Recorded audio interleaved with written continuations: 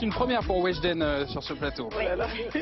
Très prisé des stars, qualifié de super aliment, mais aussi d'élixir de beauté, l'huile de coco a envahi les rayons des supermarchés et les livres de recettes dits santé ces dernières années.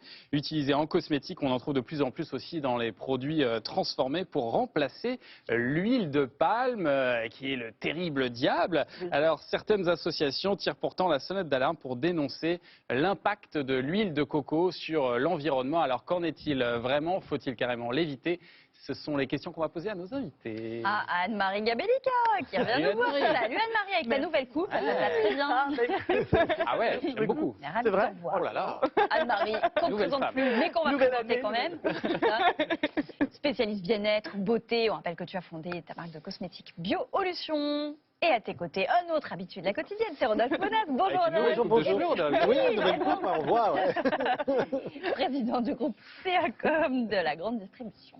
Alors avant de vous donner la parole, d'abord depuis plusieurs années, c'est vrai que l'huile de coco est plébiscitée par les consommateurs français, mais la France importe 99% de sa consommation et vous allez voir qu'il y a en réalité deux huiles tirées de la noix de coco et qu'il ne faut surtout pas les confondre. C'est un reportage d'Étienne Braille. L'huile de coco, un produit qui vient de loin. 50% de sa production se fait en Indonésie et aux Philippines. Dès la chute de l'arbre, l'enveloppe fibreuse du fruit est retirée. La noix de coco fraîche est ensuite râpée. C'est en pressant cette matière qu'on obtient l'huile de coco vierge. Un marché de 16 millions d'euros en France. Un chiffre qui devrait plus que tripler d'ici à 2025.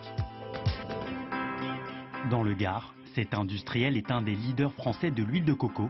Le produit arrive tout près dans ces grosses cuves de 900 litres. Les cuves, elles arrivent avec l'huile sous forme solide. Toute l'huile de coco qu'on reçoit, c'est des cubis chauffants, donc qui ont une résistance à l'intérieur. Après, il suffit, vous voyez, de le brancher pendant un certain temps pour chauffer l'huile et la liquéfier afin de permettre son conditionnement. Comme ils ne font pas l'extraction eux-mêmes, les contrôles sont d'autant plus pointus. Chaque lot d'huile de coco est testé en vue de sa commercialisation. Première vérification, l'odeur et l'apparence. Ce produit est conforme à nos normes parce que au niveau organoleptique, c'est un produit qui correspond à nos standards. Au niveau de la limpidité, nous voyons que c'est un produit qui est clair et qui n'a pas de résidus ni de problème de filtration. L'huile subit ensuite toute une batterie de tests. Là, nous sommes en train de faire un profil d'acide gras. C'est une analyse qui nous permet de vérifier si l'huile, c'est bien de l'huile de coco 100% et pour être sûr qu'il n'y a pas eu de mélange à l'intérieur du produit. Une fois l'huile passée au crible dans le laboratoire, elle va pouvoir être conditionnée. L'huile de coco est transvasée dans ces pots. Cette entreprise en produit 150 000 chaque année. Une production bio, mais si ce label est bien défini en France, qu'en est-il dans les lointains pays où l'huile de coco est produite?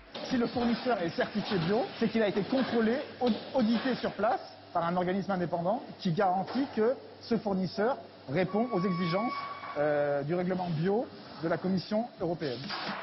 Cette huile est destinée à la cuisine. Il n'y a aucune étape de raffinage supplémentaire, ni d'hydrogénation comme on peut avoir sur d'autres types d'huile. C'est vraiment une huile 100% bio, vierge. On pourrait presque même dire comme huile d'olive vierge extra. Une huile vierge extra qui aurait des vertus nutritives. L'huile de coco est d'ailleurs souvent présentée comme un produit miracle. Mais est-ce vraiment le cas ? Selon cette nutritionniste, l'huile de coco a bien des intérêts nutritifs. Elle contient certains acides gras bénéfiques, mais attention, il faut respecter certaines conditions.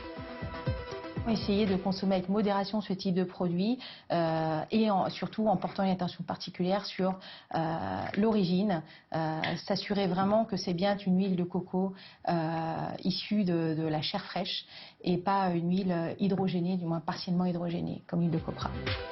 L'huile de copra, c'est l'autre huile issue de la coco. Contrairement à l'huile de coco vierge, ce produit modifié est issu de la chair séchée du fruit et présente une couleur brunâtre.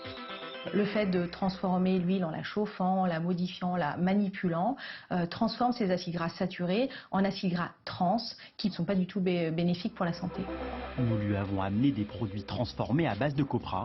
Elle regrette le manque de transparence de l'industrie agroalimentaire sur la provenance des huiles. Par exemple, typiquement, vous avez écrit graisse végétale, palme, noix de coco.